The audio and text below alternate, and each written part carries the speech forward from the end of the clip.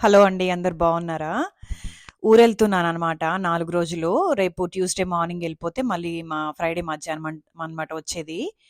మీకు తెలుసు నేను అప్పటికప్పుడు గార్డెన్‌లోంచి కోసుకొనొచ్చి వంట చేస్తాను గదా! తెచ్చి ఫ్రిడ్జ్‌లో పెట్టను.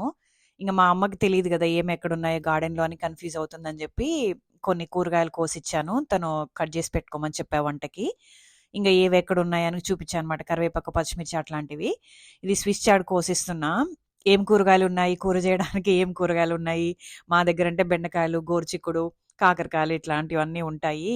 నేను ఏం కూర జేయాలి అని అడుగుతా ఉందనమాట. సరే నీకు కోసిస్తా పదా, చూపిస్తే నీకు అర్థం గాదని జెప్పి, ఇంగా ఇక్కడ స్విస్ చార్డ్ కోసిచ్చాననమాట. ఇది కోసిచ్చేసి శుభ్రంగా క్లీన్ జేసి, బాలేని ఆకులంతా తీసేసి ఇచ్చా.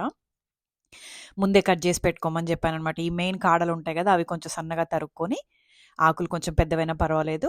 టమాటాలున్నాయనమాట ఫ్రిడ్జ్‌లో. సో, టమాటాలు, ఉల్లిగడ్డ అది ఏసి పాలకూర ఎట్లా చేస్తావో అట్లా చేయమని చెప్పాననమాట. స్విస్ చార్డ్ ఎప్పుడు చూసుండదు. అక్కడ మనకి దొరకదు గదా! ఇప్పుడేమన్నా సిటీలో దొరుకుతుందేమో తెలీదు గానీ, పల్లెటూరులో ఆమెకైతే తెలీదనమాట. 1, 2 సార్లు వచ్చిన తర్వాత ఇది నేను ఎట్లా చేస్తానంటే ఆకు కొంచెం ఇప్పుడు మనము బగారా రైస్ లాగా చేస్తాం గదా! అట్లా ఆకు, టొమాటో, హెర్బ్స్ ఇంకా ఆనియన్స్ ఇట్లాంటివన్నీ ఏసేసి స్పైసెస్ ఏస్తా. ఏమంటారు క్లోవ్స్ అంటే లవంగాలు, చెక్క ఇలాంటివన్నీ ఏసేసి తాలింపులో కొంచెం ఆకు ఉడికిన తర్వాత మళ్ళీ రైస్ ఏసేసి రైస్ కుక్కర్‌లో పెట్టేస్తాననమాట. అట్లా బాగా నచ్చింది. కానీ అట్లా చేయలేదు తను. తనకి అలవాట్లేదు గదా! ఇంకా ఏవెక్కడున్నాయో గూడా పెద్దగా తెలీదు కిచెన్‌లో. సో, చెప్పాననమాట. ఈ ఆకులు కొంచెం బావున్నవంతా కోసిచ్చేసి, టొమాటో ఏసి, పాలకూర, టొమాటో చేసినట్టుగా చేసేయి అని చెప్పా. ఆహ్, సరే అది కొంచెం ఈజీగా అనిపిచ్చింది. ఇంగ ఇక్కడ 2 ఉల్లిగడ్డలు ఉన్నాయన్నమాట. తెల్లుల్లిగడ్డలు. లాస్ట్ టైమ్ బల్క్‌గా ఆనియన్స్ హార్వెస్ట్ చేసినప్పుడు చూసారు. అవయిపోయాయి. ఇంగ గార్డెన్‌లో ఆ సీజన్‌లో ఏసినవి కొన్ని అప్పుడు చిన్నగా ఉండి కొయ్యనివి, ఇంగ తర్వాత ఏసిన బ్యాచ్ కూడా రెడీ అయ్యాయన్నమాట. ఇంగ నేనంటే అప్పటికప్పుడు వచ్చి కోసుకొని పోతా ఉన్నా. అంటే పీక్కొనెళ్ళి తీసుకెళ్తాననమాట. ఇట్లా గువాకమోలే అట్లాంటి వాటికైతే ఉత్త గ్రీన్స్ మాత్రం హార్వెస్ట్ చేసుకొనెళ్తా. ఈ పప్పు ఇట్లాంటి వాటిలోకైతే ఖచ్చితంగా ఆనియన్ ఏస్తాం గాబట్టి, ఇట్లా ఆనియన్ ఒకటి మంచిగా సైజొచ్చింది తీసుకొని పోతారనమాట. ఇంగ తనకు తెలీదు గాబట్టి, ఇవి ఇవి 2 తెల్లుల్లిగడ్డలు హార్వెస్ట్ చేసి, ఆకులంతా తెంపిచ్చేసి ఇచ్చా అనమాట. ఇది చూసారా భలే సైజొచ్చాయి.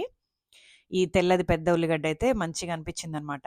ఇంగా ఆకులంతా తెంపేసి కంపోస్ట్‌లో ఏసిచ్చేసి ఉల్లిగడ్డ మంచి అంటే మనం వాడుకొని కూరలోకి వాడుకోవడానికి ఉంటది గదా! ఆ ఉల్లిగడ్డ వరకు ఇచ్చాననమాట.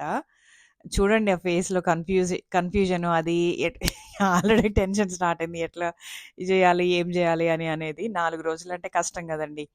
అందులో ఇక్కడ వంట చేయడము, మనకున్నట్టు హ్యాండ్స్ ఆన్ ఉండదు గదా! స్టవ్ మీద. స్టవ్ వెలిగించడానికి ఇప్పుడు గూడా స్ట్రగుల్ అయిద్ది కొంచెము. అది లైటర్‌తో ఉన్నది గాదనమాట. జస్ట్ బటన్ తిప్పేస్తే అవుతుంది. స్టార్ట్ అవుతుంది. గ్యాసే అదేమి ఎలక్ట్రిక్ గాదు గానీ, స్టార్ట్ జేసేది కొంచెం డిఫరెంట్‌గా ఉంటదనమాట. ఇంగ కరివేపాకు, పచ్చిమిర్చి అయితే కట్ జేసి ఇవ్వలేదు గానీ చూపిచ్చా అనమాట. ఆడ కరివేపాకు చెట్టుంది.